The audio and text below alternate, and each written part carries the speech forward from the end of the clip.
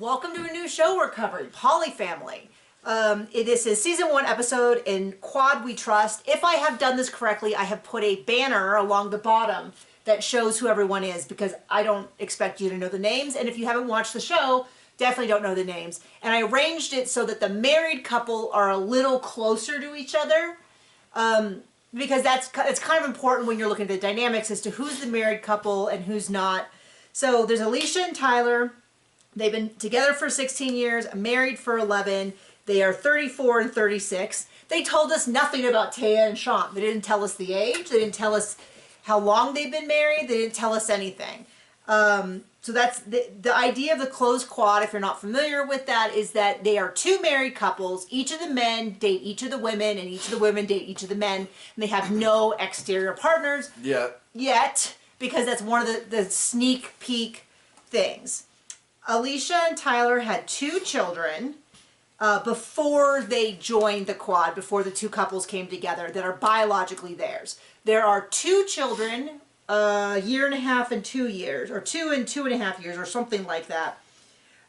They gave different numbers. At one point they said 16 months, and then at one point they said 2 and 2.5. So 16 months is not really 2 years old. So I don't know if they were filmed at different times. Prediction here, there's only one father. Well, we'll have to see, because what happened was the 2.5-year-old are obviously one from each mother. They don't know who the father is. They look like twins. And they do look a lot alike. So my guess is that it's the same father.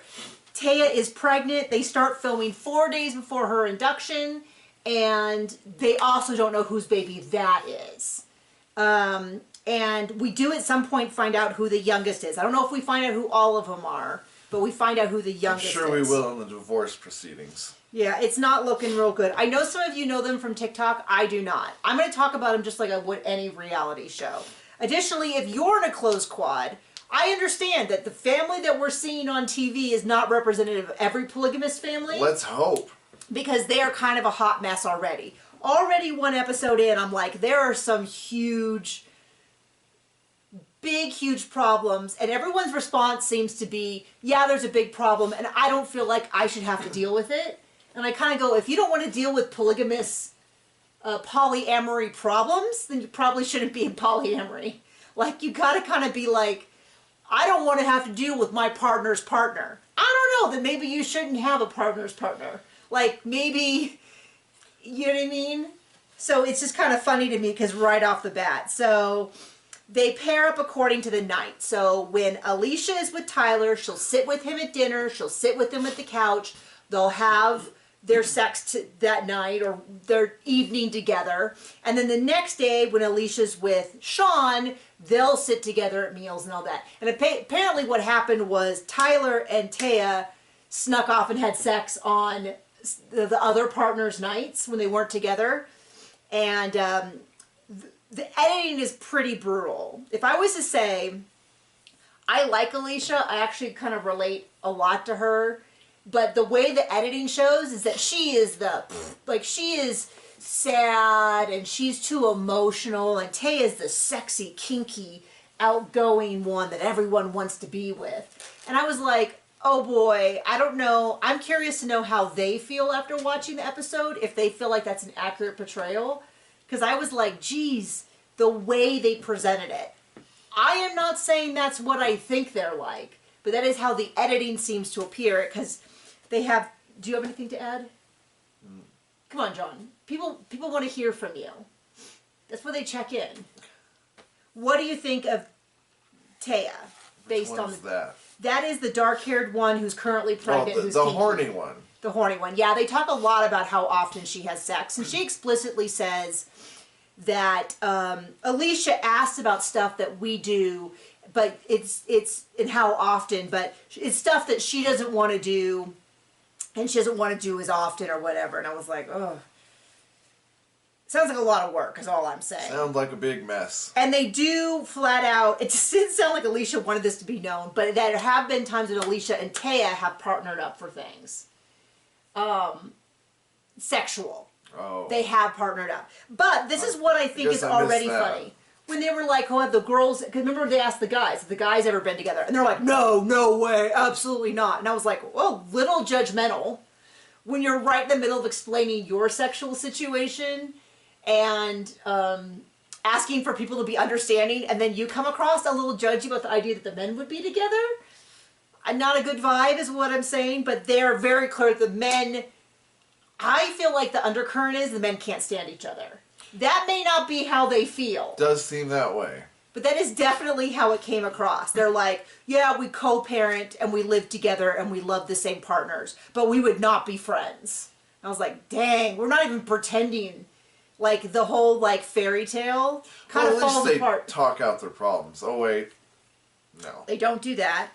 And then Taya, so they have the two guys. They said that we live together, we have mutual partners, we're not friends. And then Taya and Alicia go out, and Taya's like, it's super complicated. It's the most complicated relationship in my life. They go out to get their nails done. Really selling it. Yeah, it's not, I mean, it really seems like each person does not like sort of the opposite person of their quad. If there's a square, they like the two partners, but they do not like that other person.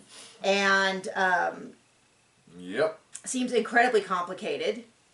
And then they talk about how Tyler has no upper lip and Sean snores.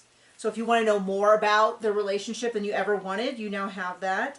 And if you really want to know about them, you can watch the scene where they show the inside of their ear or shaving legs. Yeah, John had to take out the earphones because he's like, I can't watch somebody else clean out their partner's ear with a little ear wax camera. Nothing wrong with an ear wax camera. I just don't need to watch anybody. It's a lot of things. Not my kink. That I don't need to watch other people do. So then, Alicia talks about how she wouldn't even use, they don't even use the word jealousy. It's competitive. Because, and that's where Taya's like, you know, because I'm kinkier. And they basically kind of make it sound like Taya's like fun and sexual and kinky and out there. And Alicia's a big old pfft. And I was like, geez Louise, I hope she knows what she signed up for. I think if I had to say who I was most like, I'm probably more like her than Taya. You're my world. You're so wonderful in every way. And that's why I'm a monogamous, people. You're like you. So anyway, they all go out to go, I don't know, to a bar or something. And then we hear most of the families, they gave us so many people that were not supportive. I couldn't record it all. But as near as I can tell, Taya's mom supports them. And her family seems to be the most supportive. It's really interesting that they didn't tell us things. They kind of went into Alicia and Tyler's whole history and then sort of zoomed over Taya and Sean. They kind of all met up because originally Alicia and Tyler were swinging, and then they met this other family, and then they all became really close. And then Sean was like, hey, we're all going to move in together. So they moved down from Portland an hour and a half away to go live with Alicia and Tyler and their kids. And then they all became parents to these kids. And this is where we see one of the really big ones. So I believe her name is Rena, is Tyler, her biological father, has been at work all day. Sean was home with her, and at some point Rena lied, and so she's grounded. And I guess the way grounding works in their family is she has to stay in her room. To me, that seems unusual that the grounding would mean you couldn't. But I don't know. We have one child, and we're certainly not parenting experts. And I've never said he can't talk to his mom. And you've never said he can't talk to me. Yeah, that's always been like on the... I think I got that from one of those parenting accounts, which is like sending him to a room is a loss of connection when really what the kid needs is more connection. I'm just telling you what I've read. And so we've always been really careful that when he's in timeout and he's being punished, that if he asks for connection. But so what happens is... Tyler comes home, is talking to her, hey, what happened in school, what happened with this? And Sean interrupts and says, hey, remember you're grounded, so as soon as you're done eating, you need to leave. And so she's like, okay, so she gets up and she leaves. And Tyler's like, he's frustrated, and he gets up and he leaves. And it's very clear Sean did not like what Tyler was doing and stepped in and made a correction. And then Sean explains this by saying, I've been home with her, she's been trying to avoid being grounded all day, which is...